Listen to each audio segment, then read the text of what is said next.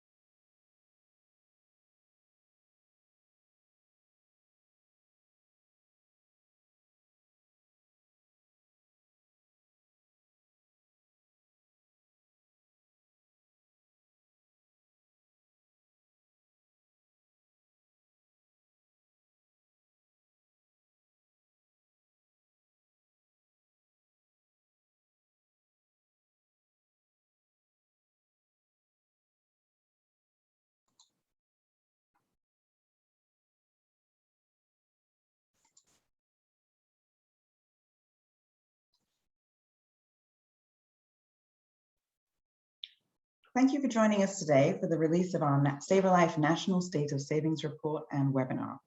I'm Leigh Phillips, the CEO of SaverLife. SaverLife is a national nonprofit financial technology and advocacy organization, creating prosperity for working families by helping them to save and invest in their futures. Our financial technology platform, SaverLife.org, now reaches over 600,000 people nationwide. By leveraging price-linked savings, engaging content, and a supportive online community, SaverLife members increase their savings and build financial security. By leveraging the data our platform generates and our close connection to our members, SaverLife is advocating for fair public policy and the eradication of systemic barriers that are preventing financial stability and economic mobility for too many people in America. The economic impact of the global pandemic has left the financial lives of millions of Americans in ruins, laid bare deeply entrenched inequalities, and left us all with an unprecedented imperative to work together towards a truly inclusive economy. SaverLife conducted the State of Savings Report and took a deep dive into 3 communities, Atlanta, Detroit, and Washington, D.C., because we wanted to understand how our members are faring as we emerge from the pandemic, pinpoint underlying reasons why some communities may be doing better than others, and most importantly, to guide our priorities as an organization to try to solve both the individual and systemic challenges our members face. So before we begin, I'd like to take a brief moment to thank JPMorgan Chase for supporting this research. Our panelists, who I will introduce momentarily for what I know is going to be a very lively discussion if our prep call is anything to go by. The SaverLife team for all of your hard work in bringing this report to life. And of course, all of you for joining us today. So if we can go to the next slide, please.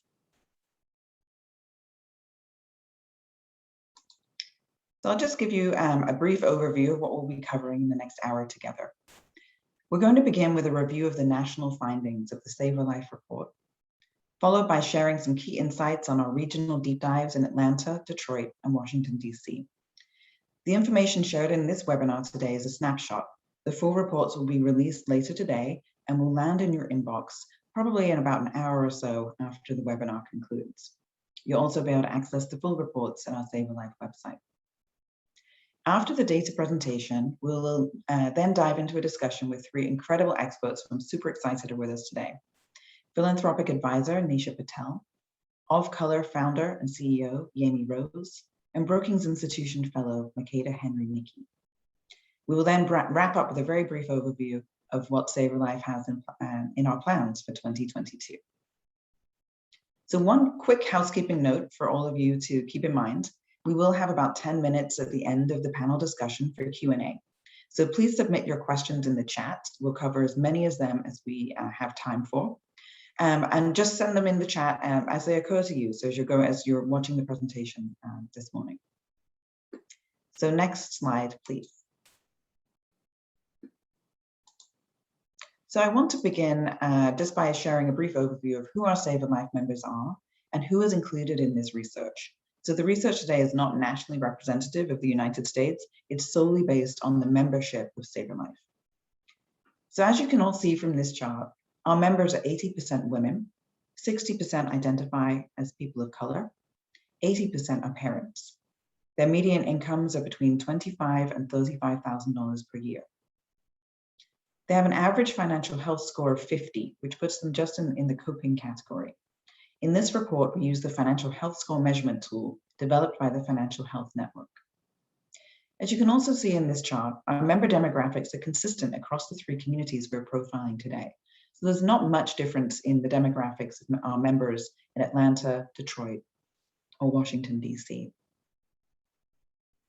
When members join SaverLife, they link their savings accounts to our platform. This allows us to measure their savings activity and gives us deep insights into our members' financial lives. This report is based on the financial transaction data on all SaverLife members with continuously linked bank accounts prior to January 1st, 2020. It is supplemented by survey data from approximately 1,200 members. Now, I'm very relieved to say that our research director, Tim Lucas, is also on the webinar today. So that means that if you have any particularly difficult questions about the data, he'll be on deck to answer those. So let's dive into the research. So we're going to start with a national perspective. In a time of unprecedented economic turmoil that has hit people like our SaverLife members the hardest over the last 18 months, our major takeaway from this research is that members are saving when they can, but consistency remains elusive for many. Despite being financially unsatisfied with their current financial situation, our members retain a high level of optimism that they can achieve their future goals. Next slide, please. So let's first take a look at what we think is working well on the national level. Members are saving when they can. Their ability to save fluctuates throughout the year, with members shoring up savings accounts after infusions of cash, like stimulus payments, tax refunds, and tax credits. Despite our members facing even more financial challenges than usual in relation to the pandemic, like high levels of unemployment, fluctuating incomes, and increased household expenses, savings has remained an important priority.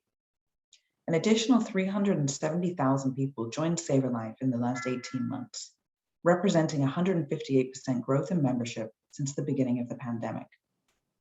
50% of those who join managed to increase their savings in any given month, which is quite remarkable given what we've been all living through over the last year and a half. Currently, only 16% of SaverLife members report being financially satisfied, but that same cohort is more than twice as likely to be confident in their ability to reach their financial goals that they set for themselves. In fact, 41% of members have this high level of financial confidence that they will indeed be able to achieve their financial goals.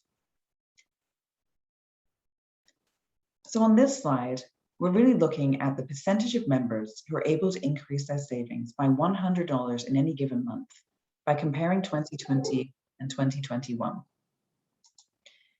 So as you can see, the yellow line here, the orange line is 2020, the white line is 2021. So what you can see in both lines is that the economic stimulus payment, like pandemic relief and tax credits, played a major role in both years in driving savings behavior and providing a critical tool for household financial stability. This further underscores our findings that people are saving when they can, using these critical moments to shore up their savings accounts and then spending down money throughout the year. Next slide, please.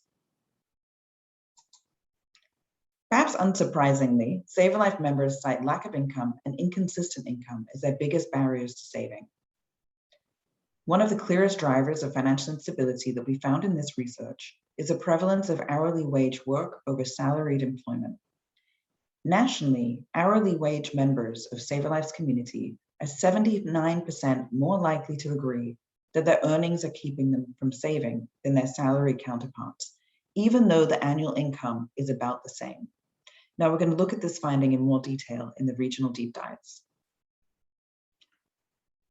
Spending on groceries increased greatly at the start of the pandemic and remains elevated.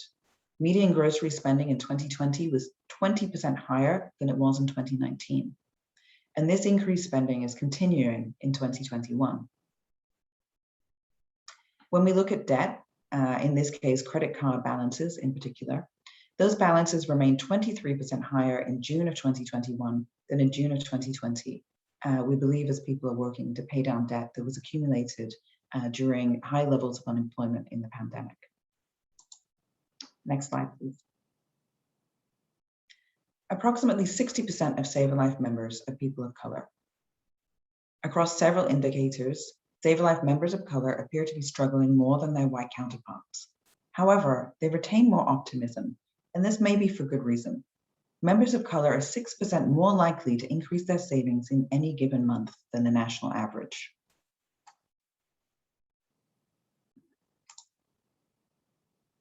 While members of color mirror white members' low instances of current financial satisfaction, they are 50% more likely to agree that they'll reach the financial goals that they set for themselves.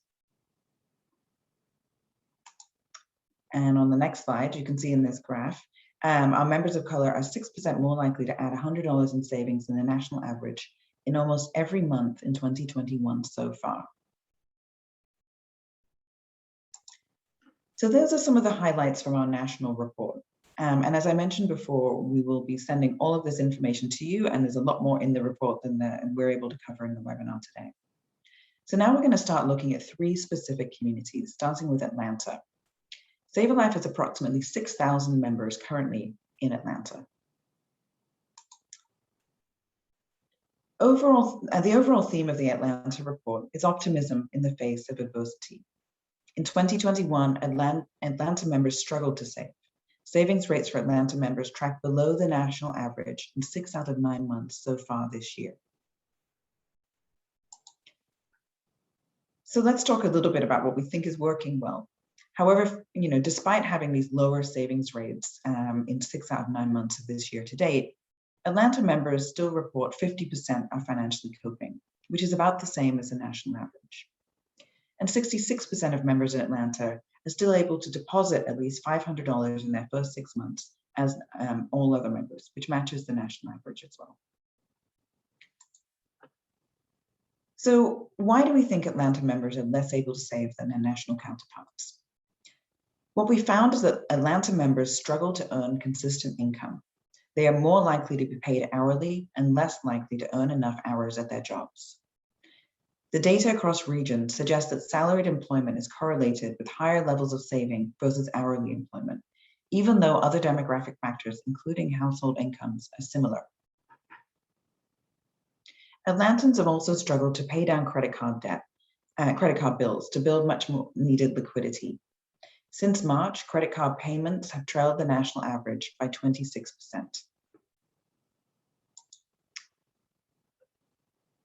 So here again, we can see the impact of hourly wage work versus salaried employment. This chart looks at the percentage of hourly workers who strongly agree they aren't getting enough hours at their jobs. Only 9% of Atlanta members report that they have salaried jobs, compared to 30% of members nationwide. Those earning an hourly wage in Atlanta are 38% more likely to agree that they aren't getting enough hours at their jobs than the national average. So again, we're seeing this impact of inconsistent employment on people's ability to save and build financial security. The next community that we're looking at is Detroit, where we have about 15,000 SaverLife members. SaverLife's Detroit members struggle to earn income compared to national averages, and financial resilience remains elusive. The barriers are high in Detroit. Despite similar demographics to the national membership, Detroit members are 31% more likely to be considered financially vulnerable and 71% less likely to be financially healthy when compared to national averages. However, they are matching national savings rates despite these challenges. As you can see from this chart, they're tracking pretty closely to national averages, which is good news. So what's working for people in Detroit? What we found is that Detroiters are 8% more likely to have deposited $500 than the national average, saving what they can when they can. However, and this next finding actually kind of blows my mind. I had to double check this with our research director, Tim, yesterday. Detroit residents have routinely spent more than the national average on groceries, but this was especially true in spring 2020, when Detroit members spent 65% more than the national average at the grocery store. Detroit members have also struggled to pay down credit card bills and build liquidity.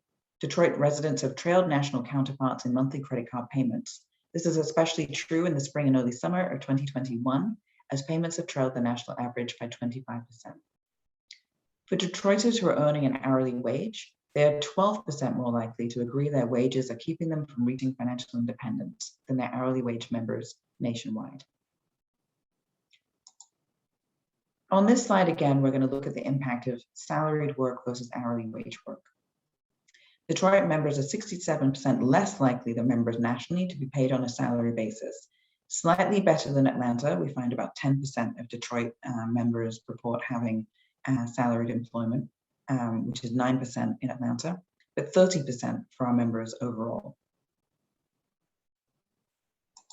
The third community that we're going to look at is Washington, D.C. We have just under 20,000 members in the DC metro area. The big finding for residents of Washington, D.C. is that job quality and consistent income are key. Washington, D.C. SaverLife members have steadier incomes, save more consistently, and routinely outpace the national average in their ability to make significant savings gains. The percentage of DC members saving $100 in any given month is consistently higher throughout 2021. I believe it's higher in most months.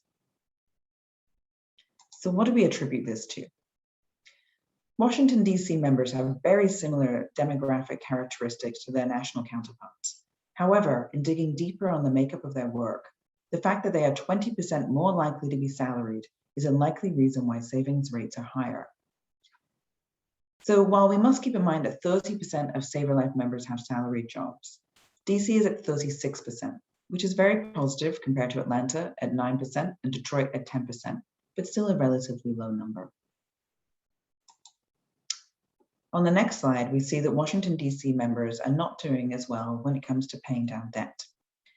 D.C. members are 5% more likely to say they have more debt than they can manage, 19% more likely to say they have a poor credit score, and 12% more likely than the national average to say paying off consumer debt, like non-mortgage or non-student loan debt, would take them more than 5 years. In conversation with some of our members in D.C., they attribute this to the high cost of living in the region. So again, this is a snapshot of the full reports. You'll be receiving all of these and a report on each community to review. Now, I know that that was a lot of information. To help us digest and understand the context of all of this data, I'm now going to introduce our incredible panelists and ask them to weigh in. Our first panelist joining us today is Nisha Patel. Nisha is a national expert on social and economic mobility and philanthropy in the United States. Her independent consulting practice, powered by Shakti, draws on her more than 2 decades of cross-sector experience, leading and implementing initiatives to increase economic opportunities for families with low income. She is also a senior fellow at the Social Policy Institute at Washington University in St. Louis. Previously, she served as executive director of the U.S. Partnership on Mobility from Poverty at the Urban Institute, plus many more roles that are too many to list here today. Our second panelist joining us is Yemi Rose. Yemi is the founder of Color, a digital financial wellness platform focused on providing content and banking tools built around how people of color save, spend, and build their legacies differently.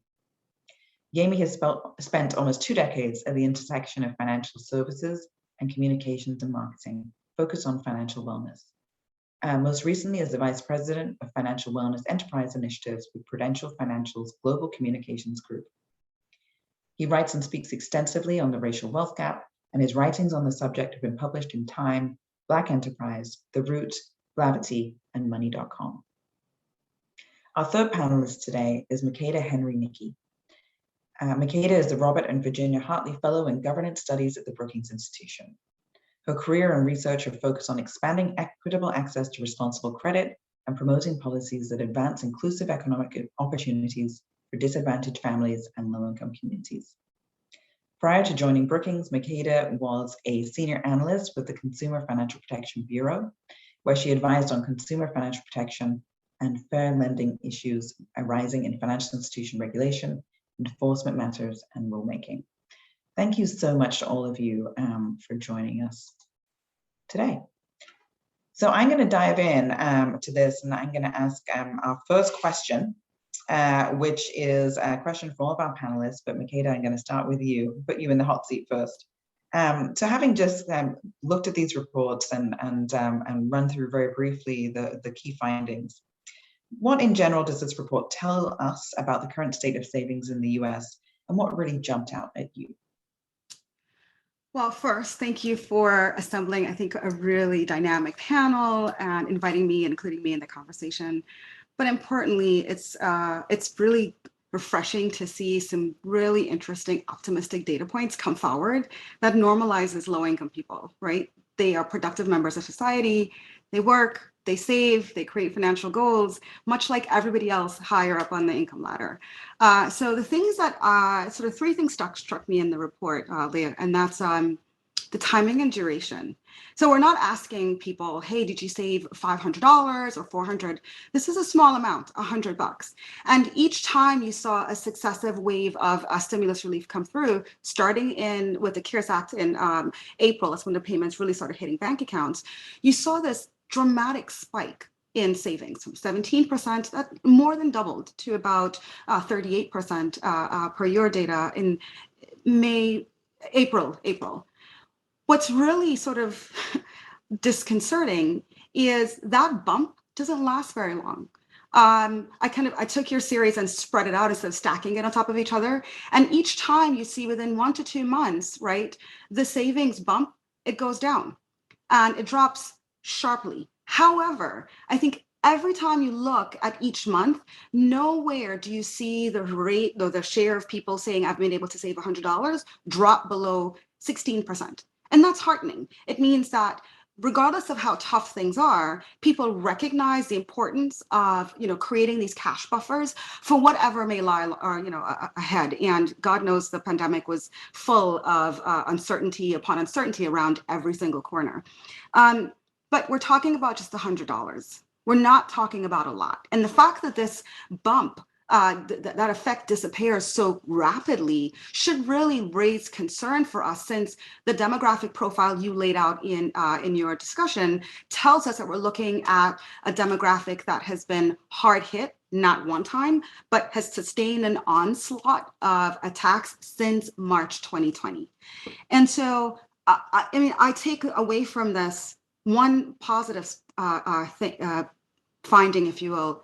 When our social safety net responds, when it responds to the severity and the duration of the need for people that are impacted, we see tremendous results. We know that we've lifted 11.7 million people just alone out of poverty using the child tax credits alone.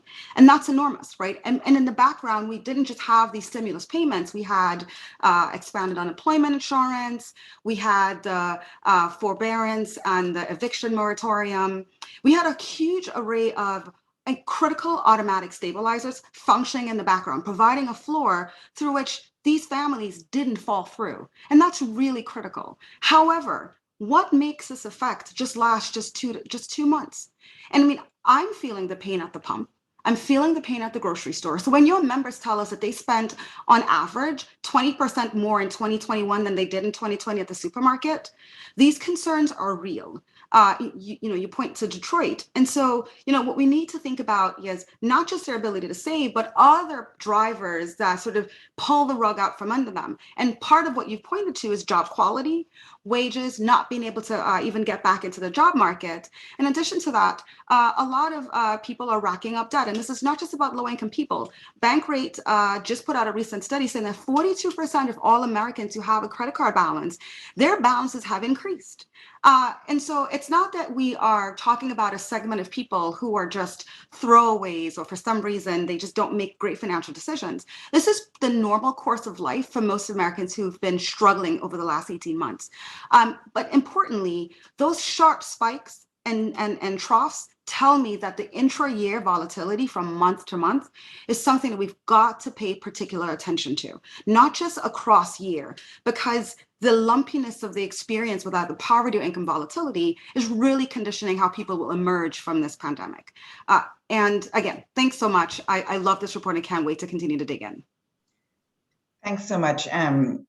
So much that you said there really resonates with us, not just in this report, but in so many of the other research reports that we've been putting out over the course of the pandemic. And, and prior to that, particularly in the case of income volatility and how the relentlessness, I think you used that word, relentless or an onslaught that people are facing. Yemi, from your perspective as a tech founder and someone with deep expertise in looking at these issues, what stood out for you in this report? So again, thanks for having me. I really appreciate the opportunity to speak in the report, and thanks for the great work that you're doing.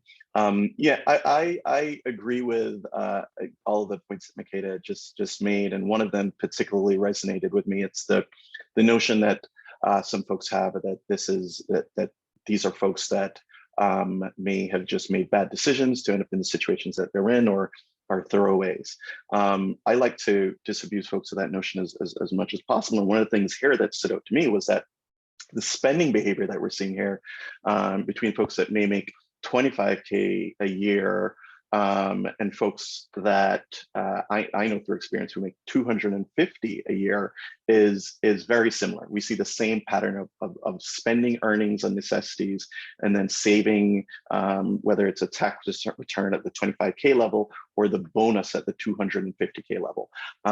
So we see the same pattern of holding on, living on your income, and then using your saving what you get at disparate points in time. It's a little thing, but I think it illustrates how similar our behaviors and attitudes are towards money. And as I mentioned, I always try to disabuse folks of the notion that the underserved are just somehow bad with money. They're not. They're just stuck in a cycle where they have less earnings. And then what also stood out to me was how much wage workers seem to be struggling. I think this obviously speaks to the impact of benefits with salaried employees. And I think this is a major part of the financial wellness equation. I think even companies that offer benefits also need to pay close attention to this and lean in and look at their employees' ability to pay, not just what they're offering. So those were two things that really stood out. Thanks, Yemi. Yeah, and again, this issue, I think about 2/3 of SaverLife members report pretty severe income volatility. And when you look at what it takes to really plan and maintain things like debt payments and regular payments towards expenses, that type of volatility is really, really a major barrier. Nisha, I'm going to turn to you to ask you the same question. First initial reactions to the findings from the report. Yeah, I don't think anything dramatically different. This is the challenge of going last. But I think, to me, one high level thing, and then I'll drill down. I mean, the big headline from the report didn't surprise me, but I think it validated a lot of, these are data from, you have a very large membership from your members. But number one, folks don't feel like they earn enough to save regularly. So just to the point that's sort of been made, it's not that people don't want to save. If you don't earn enough, if you don't get paid enough for your labor, how are you supposed to save? And then second, when people did get cash infusions, that's when, like stimulus payments or advanced child tax credits, they were able to save money. I mean, so what that tells you is if you're a person who has a $300 a week paycheck, there's not a lot left over, or maybe you're even going into debt, right? But if you have a $3,000 a week paycheck, that probably feels like a cash infusion because you're able to pay your bills and put a little something away. And so then it's like, from that, well, then what are the policy implications? What we're seeing in your data, as well as other data, that these kinds of stimulus payments, advanced child tax credits are helping people not just to pay for basic needs, but if they are at a level where they can save a little bit, it's making a difference. So if your goal is savings, you ought to support policy that kind of moves toward things like advanced tax credit payments, but maybe even something like a guaranteed income. So like on one side of the house, we can think about an income floor. And that's really a policy choice, right? Policy is a poverty choice. So how do we have an income floor for people? But on the other side, for people who are working, how do we ensure that they're being fairly paid for their labor? And that sort of brings me to the other thing, because I'm a longtime DC resident, I live and work in DC. I was so thankful and excited that this so rarely happens, that you not only had the national data, but you drill down into the DC data. And I was really interested in the finding on salaried workers versus people who are making hourly wages. And it looks like in your data, so membership-wise, you have a higher percentage of workers in DC who are salaried. It didn't surprise me that salaried workers, even if they're making the equivalent amount of income on a weekly basis or monthly basis, say that they're more able to save, and for a couple of reasons. And Yemi touched on this in his remarks. Benefits. So folks in salaried jobs tend to have access to benefits like employer-sponsored retirement. And it may even be like opt-out. So that's an automatic savings right there. Employer-sponsored healthcare. In DC, we have in our metro area, a large number of workers who are employed in the nonprofit sector and in government. So those jobs they may not pay as much as some private sector jobs, but they tend to come with better benefits and some automated savings built in. Your healthcare paid for, perhaps healthcare for your dependents paid for, and that affects your family budget. So if you're subtracting that out of what you have to pay, it doesn't surprise me you might have more money that you can put away to save. For salaried workers, much more likely to be working remotely, not having a commute. Your commuting expenses actually went down.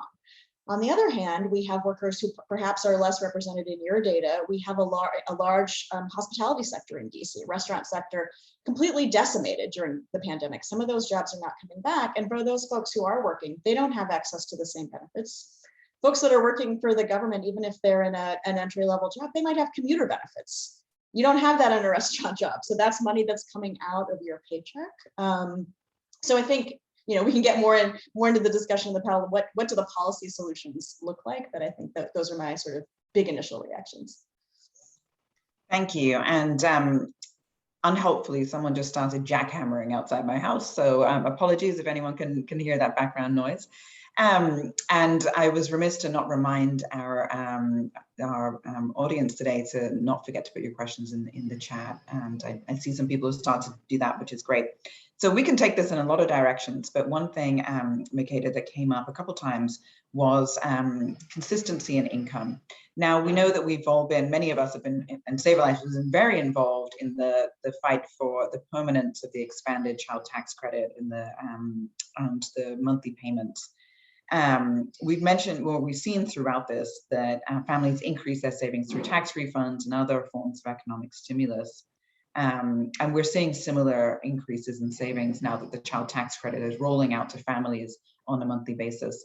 One of the things we're also seeing is that families know those payments are temporary, right? That was one of my concerns. It's like, if people are going to know that this is potentially not going to last. And what families would do with the money is very different from what they've told us, if it's permanent or if it's temporary.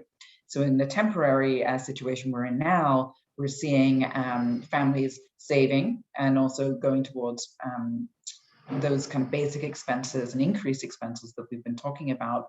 If it were made permanent, what we see overwhelmingly is families wanting to make investments in their children, in the education of their children. So can you tell us a little bit about what you think these policies have demonstrated for our country and what you see the benefit would be of continuing these forms of economic stimulus payments? I think there are enormous lessons to take away here, not just on the social side, but on the fiscal side. So I'll step back and say this has been an enormous experiment, if we were in a poverty sort of social policy class, and say, this is what happens, right, when government takes a comprehensive, holistic approach to administering its anti-poverty programs, right? And not thinking about, you've got to be working 10 hours or searching for work. When people are in need and that need is dire and deep, you have to respond automatically until we get them unstuck, until they start going again. We have lifted that 11.7 million number that came out of the Census Bureau just keeps reverberating around my mind. But then when I bump that up against, your report, I see the transient nature of this effect. It's not even lasting a quarter. So on the one hand, it's great. We've done fantastic work, but it costs a lot of money to do this, right? The Tax Foundation estimates that making the tax credit, the child tax credit permanent would cost about $1.6 trillion. 1.6 trillion. Between the 3 rounds of stimulus payments, we spent $850 billion just in direct subsidy payments.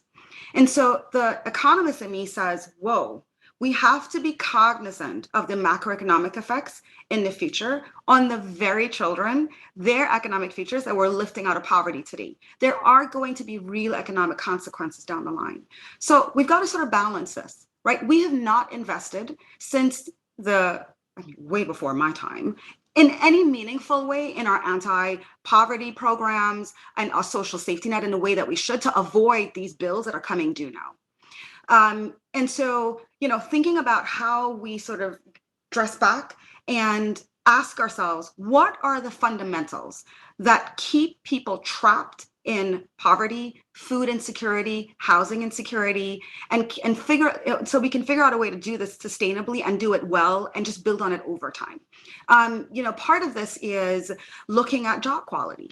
Nisha pointed out wages. We might work in a nonprofit sector where the wages are lower, but you can count on some basic data points being there. You could count on, at least in DC, the exchange has worked well. I've been on the employer side. I've gone on and purchased on those exchanges and thought about how I could provide insurance for the 2 or 3 people on my staff who are about to, sort of get into Medicare, and the others who, that mix of family composition, that dynamic was front and center, in addition to thinking of the real hard dollars that are limited in my budget. But that's part of the fundamentals that keep people trapped and dependent on a social safety net. And Joe Manchin's comments are, going around in my brain here. But part of the debt story, sort of coming through here. And I'm not talking about discretionary credit card debt. I'm talking about debt that, for example, you've got a high deductible sham of a healthcare plan at $7,000. You're essentially paying for every single instance of medical when you interact with the medical system. So when your kid comes home because they kind of had some COVID symptoms, they had a headache, they had this, they'll be out of school for a week unless you bring in a doctor's note. They had to be seen by a doctor. That money has to come out of your pocket. And so I'm sure you're either going to these expensive healthcare specific credit cards, or you're dipping into a credit card to pay for healthcare costs that should be provided through some universal framework. That's how we're creating debt. And when that doesn't happen, we end up delaying. And so eventually in the future, we come back and that cost comes back on, on our shoulders anyway. I'm talking about the $1.7 trillion in student loan debt that as a country we've collectively amassed. And the same workers who are represented in your data today are making decisions to say, if I get one more credential, if I get one degree, what if I do get that college degree? What if I do upskill, reskill, do what everything these policymakers are saying, just because I need to get off of this ramp of instability and get back into the job market, if the bet works out for them. But I think I came across a study the other day by the Education Initiative that says over 50% of Blacks with a college degree were reporting to them they had more debt, more student loan debt alone than net worth. These fundamentals, we cannot spend our way out of them. We have to take a multi-dimensional approach that includes the decisions employers make when they hire, the decisions that employers make when they decide, hey, I can trade off between salary and fringe benefits, and also the decisions that we make as policymakers as we make all of these compromises on the Hill about where community college lands and how we get these people working. So we can't spend our way out of this alone. We have to ensure that we're thinking about all of these domains at the same time. I couldn't agree more. And there's so much in there. I could ask you a million more questions, but instead I'm going to ask one to Yemi. So Makada brought up a lot of really excellent points about so many things that are affecting people's opportunities and economic mobility. Why have you decided to spend your time and energy in the financial technology world, and more specifically, why are you choosing to focus on employers, and what do you think the opportunities are there? So yeah, no, great question. So I have seen the impact of fintech even on my own life. I'm embarrassed to say that I was not even a regular saver until Acorns came around and it started to do so automatically. but no, I think there's a huge opportunity here for tech and fintech to play a real role. And I think especially when you bring in employers, that you can really have a big impact. I think that's the direction that the equity needs to flow. You have so many companies who have either directly or indirectly benefited from the racial wealth gap, either through segregated pools of capital or more direct historical bias that they've been involved in the past. And I think there's a really good opportunity there for them to really support their employees who have been historically disadvantaged to the benefit of everyone. In terms of fintech specifically, I mean, I think I can't recall if it was Makada who said this, but we've seen the impact of things like automatic enrollment and how that has improved retirement savings in employees, and we've seen the benefits of roundups in creating habits, at least helping people to execute on their savings plan. So I think there's a ton of opportunity. So, and that is an additional opportunity to personalize and think about how do we personalize and give people the best solutions that are tech enabled at the right time in their life.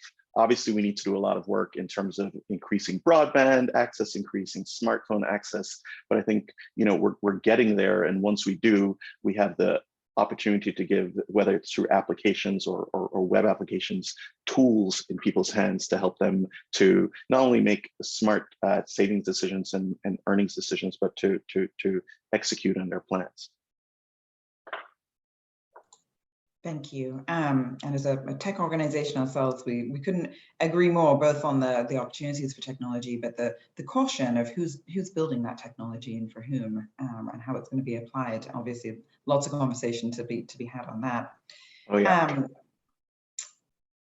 Yeah, Nisha, I'm gonna try and do combine a question for you with a question that came in from the audience.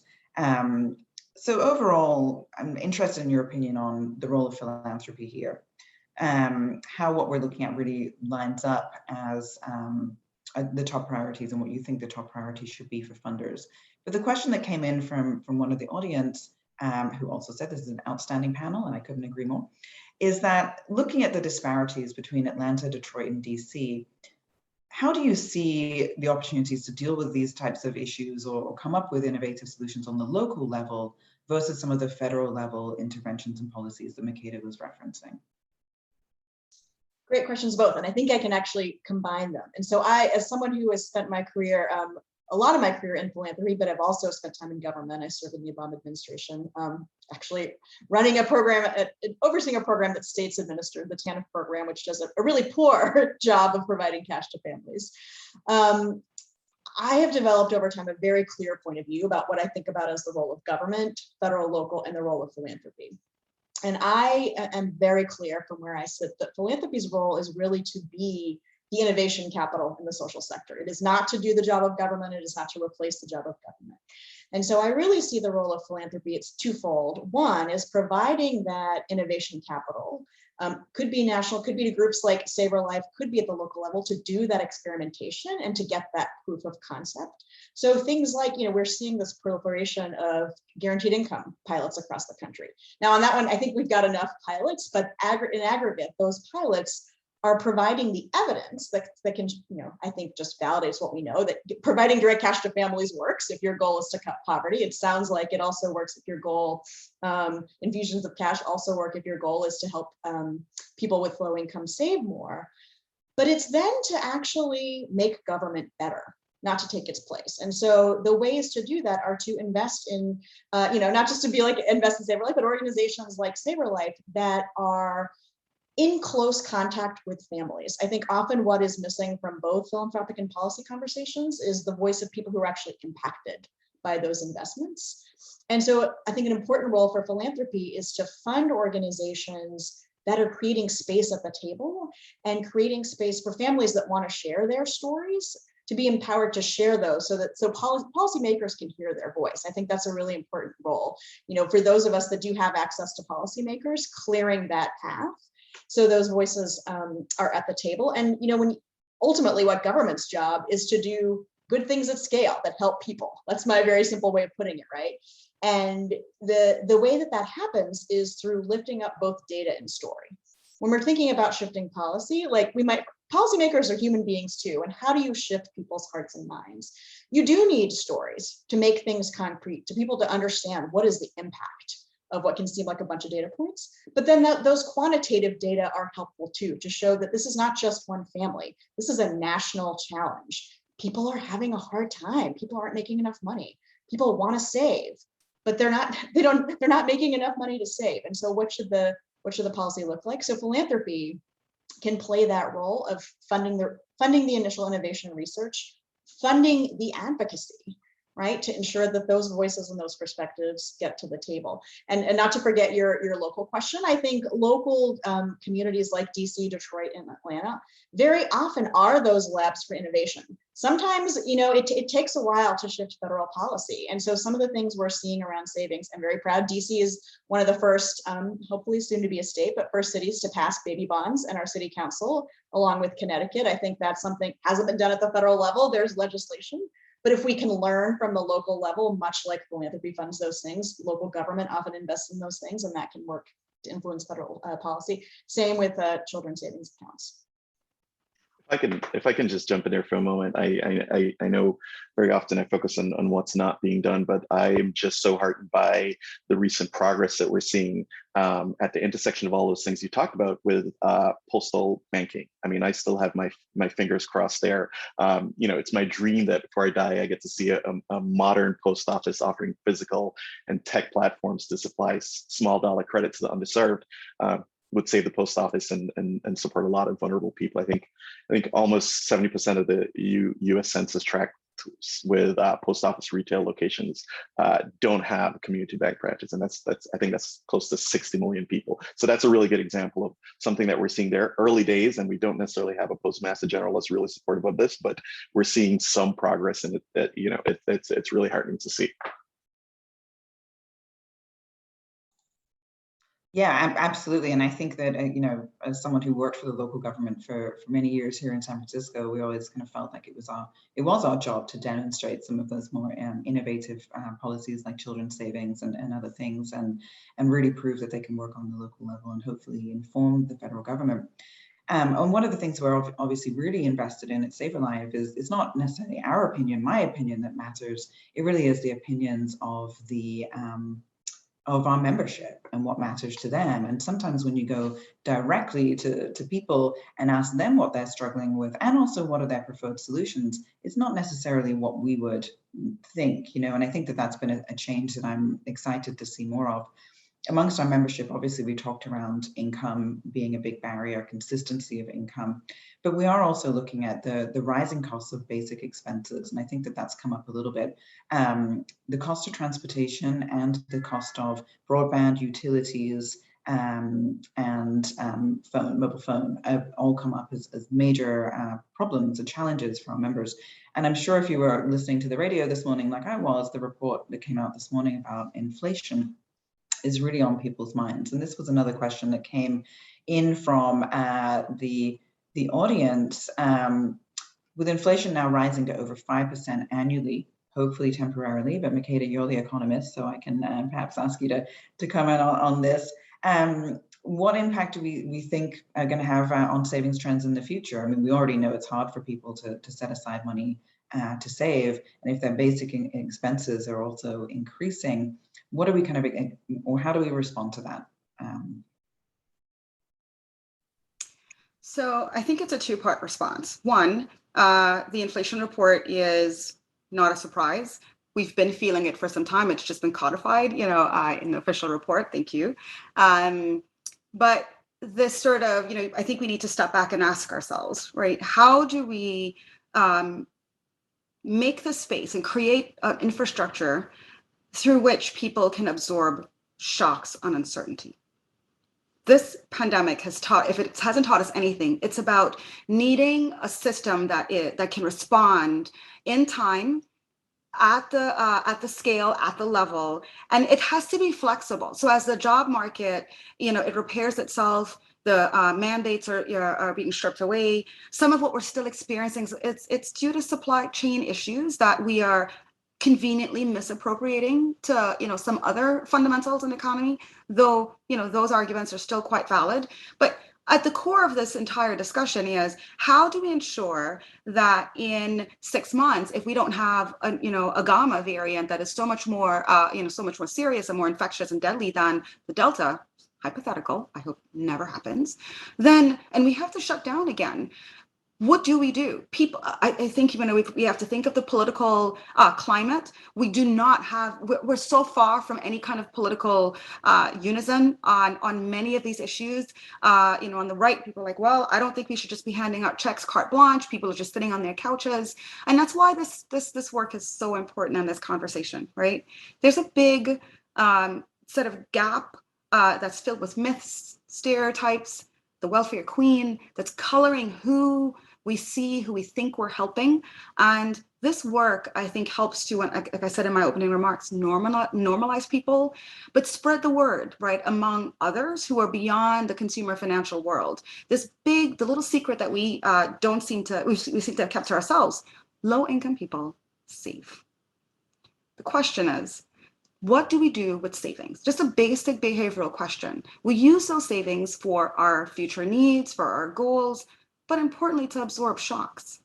And so looking back to the old toolbox coming out of the Great Recession, so many great tools came out, and we don't really lift them up and sort of think about, okay, well, how did that experiment go right? Not how did it go wrong?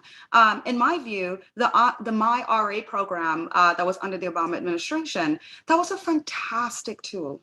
It did exactly what it was supposed to do. It was targeted at low and middle income workers who did not have access to employer-sponsored plans at their jobs. And all we asked them to do was, monthly contribute small amounts, much like the $100 amounts that are slated in your report. And they did just that. Where it failed was, listen, the administrative costs just got way out of hand relative to the very low number of people who enrolled. When that program was shut down in 2017, just 20,000 people had enrolled. The important thing is it worked as designed. What didn't work was the distribution. And part of Nisha's comments around who are the people that are part of this information infrastructure that we neglect? The SaverLifes, the nonprofits that are on the ground, that are connected to these lives, and understand how people absorb information, how they need that information to be translated so that they can make the decisions that fit their economic circumstances. Because, like you said, they save. Whatever those savings are, how they might be used in the future, we want them to save, right? So that we don't have to troll out trillions of dollars for the next economic crisis. Mind you, they're coming closer and closer together. So I want us to demand that the Treasury Department commission a task force to study what went well with My RA. Using the government infrastructure to absorb administrative costs that do not eat into people's hard-earned savings. I know Yemi can talk more about this than I can.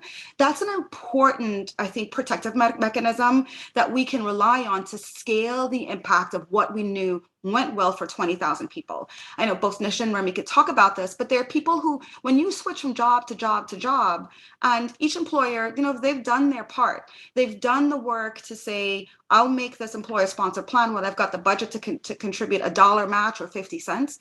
But when you move on, there's so many people who are disconnected from those resources, lost 401k assets that are hanging out, God knows, in state, SG accounts. I think, there's so much that can be done to reconnect people to the savings they've already created, and really think about the My RA, work, and then education. We've got the Save Us credit. It's back again. How many people know that they're eligible? How many people know how little you need to contribute every month to be able to get that dollar for dollar credit? Not a deduction, that dollar for dollar credit. So a lot of what we have here is a disconnect in terms of ability to absorb and use information. Putting information out into reports and having journal articles, that's great. But we really want to shift behavior, and that means people need to be able to consume it and use it to shift their behaviors. So I think we should dig deep. I think there are beautiful models out there, and I'll close there. Thank you so much. And of course, the devil's always in the details, right? You can design these great things, but if the functionality isn't there and the outreach isn't there, they're not going to work. I'm going to give a quick last word before I want to spend 2 minutes talking a little bit about what SaverLife is going to do in 2022. But Yemi and Nisha, just to give you guys a final word, we've talked a lot today about many things, but let's just close on this idea of narrative change. Because I think this is one of the major things that prevents us, these myths and stereotypes about people with low incomes, about communities of color, and how they, interact with their household finances continues to be problematic. Yemi, I know that you're focused on trying to shift those opinions, both for the general public, but people themselves, right? How they feel about themselves. Could you comment a little bit on that? And then Nisha, I'll give you the final word. Yeah, no, I mean, America is the land of myths, right? There's the stories that we tell ourselves sustain us. And, we touched on the myth of the welfare queen and who benefits from government subsidies or quote unquote handouts. And I think it's essential that we do the work to change this narrative. One of the largest, if not the largest, government handout in history happened after, with the GI Bill and through FHA, and it created essentially a white middle class and relegated people of color to the underclass. We can look at even today with welfare subsidies that benefit large majority white farmers across the country. So I think we need to start to speak truth and to kind of dispel some of these myths that are just so prevalent and that cause us to look at folks that are underserved as other. It's essential that we start there, or that we at least have that air cover for conversations on the policy level.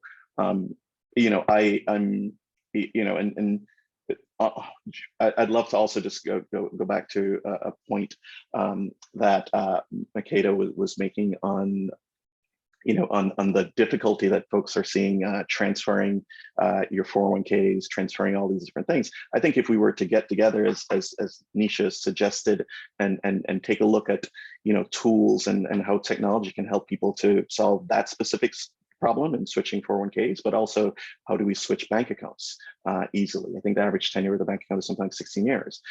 I think that we can make a lot of progress. But in order to really get sponsorship for these initiatives, we need to have air cover. We need to engage in a period of truth telling in this country about who's really suffering, who's benefiting from benefits, and who's not. Thank you. Nisha, I'm going to give you the last word on this topic. Yeah, I guess I'll make it, I know we're at the end here, so I'll make it short. I think that it just speaks to what I was saying before about the importance of balancing both story and data. One bad, powerful story will eat all of your great data for lunch. Like, we are hardwired as humans to, as Remy said, narratives are stories that we use to make sense of the world. So it's just equally important as we're pushing good policy that we're moving narrative in tandem. Thanks so much. And we absolutely agree. And that's why, we spend so much time at SaverLife really focusing on the opinions, perspectives and stories of our members, because they are the most powerful tool I think that we have. Now I'll just close. I know we're at time. I'll close first off by thanking our panel. It was such a wonderful conversation, and I really appreciate all of you spending time with us today. We at SaverLife are focused on a number of priorities. The first is closing the wealth gap. We're going to continue doing that over 2022. Our goal is to reach our 1 million member mark and to go really deep into certain communities, both regional and demographic. And we're hoping that everyone listening today will join us in that effort. We're also, of course, focused on leveraging technology, not just for individual change, but also for systemic change. We'll be launching an app in the App Store in the beginning of next year, and hopefully that will allow us to leverage a lot more of the tools that the technology provides to encourage savings behavior. We're also staying laser focused on our goals of systemic change. While we believe strongly that individual agency and action is critical, we all know that the big barriers are systemic in nature and largely often out of people's control. We've been very focused on the permanence of the child tax credit, but we're going to be adding other policy priorities to that list, some of which we talked about today. So I'll just close by thanking again our panel, by thanking JPMC for supporting this work. The amazing SaverLife team, in particular Tim Lucas, Chow B on the research side, Shayna Beal and Ellie K. Wood on the communications side, Ashley Sherwin and Marley Hilton Marsh on our development team for pulling this together, and to remind you that you will all be receiving the national and the local reports in your inboxes later today. So I'll close by thanking all of you again, and what a wonderful discussion, and thanks of course to all of the audience who tuned in and stayed throughout to listen to this amazing panel. Thank you, and we'll talk again soon. Be well, Thank you everyone. for having us. Take Thank care. you. Bye-bye.